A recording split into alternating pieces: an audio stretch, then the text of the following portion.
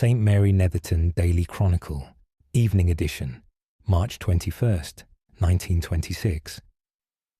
Good evening, dear listeners. Edmund Pruitt addressing you as the village clock strikes 6 on this Sunday, which has brought to our community an afternoon of unexpected warmth and rather remarkable natural emergence.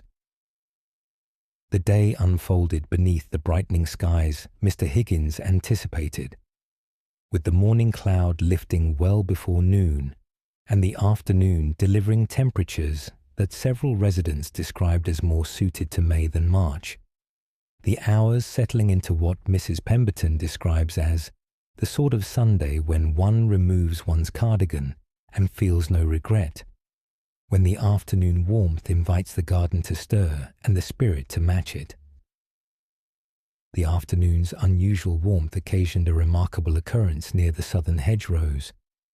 Residents returning from their walks reported an early hatching of ladybirds along the hawthorn boundary, separating Mr. Payne's lower meadow from the lane. The creatures, clustered upon the budding branches in considerable numbers, had evidently emerged in response to the unexpected temperatures, their shells catching the afternoon light. Colonel Weatherby, consulted regarding the timing, pronounced the early hatching entirely consistent with the unseasonable warmth, and noted that such events serve as reminders that nature operates according to conditions rather than calendars.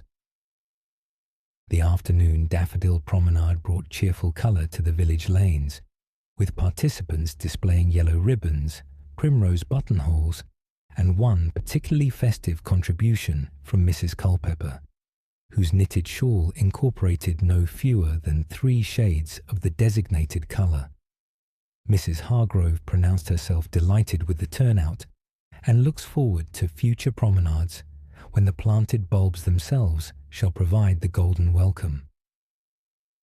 The tea room's spring violet fancies proved equal to the occasion, with Mrs. Hartley reporting complete depletion by 4:30.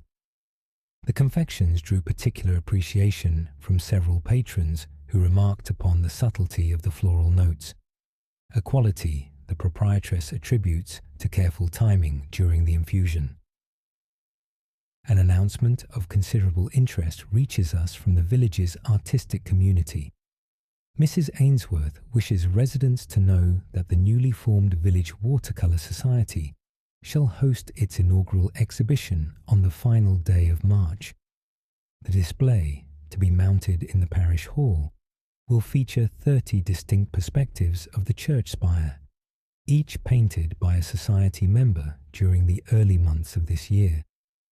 Mrs. Ainsworth describes the collection as a celebration of what we see daily, yet seldom pause to truly observe, and invites all residents to attend the opening viewing, which shall commence at 2 o'clock on the 31st.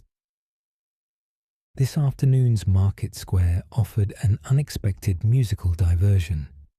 Mr. Simonson, having recently acquired a chromatic concertina of considerable complexity, debuted the instrument with impromptu performances that gathered appreciative listeners throughout the later hours. The concertina, whose additional buttons permit chromatic passages beyond the range of the standard instrument, produced what several observers described as remarkably precise harmonies, and Mr. Simonson's masterful command of its mechanisms drew admiring comment from those who understand the difficulty of such an instrument. He obliged requests for 3 encores before the afternoon light began to fade. Mrs. Barnes's leghorn hen produced its afternoon egg at 3:20, maintaining what Dr. Peterson characterizes as Sunday reliability that speaks to the bird's settled constitution and her complete indifference to the calendar's significance for human affairs. That concludes our evening report. This is Edmund Pruitt bidding you good night from St. Mary Netherton, where the vernal equinox settles into evening with unexpected warmth remembered, promenades completed, and the week ahead beckoning with exhibitions to anticipate.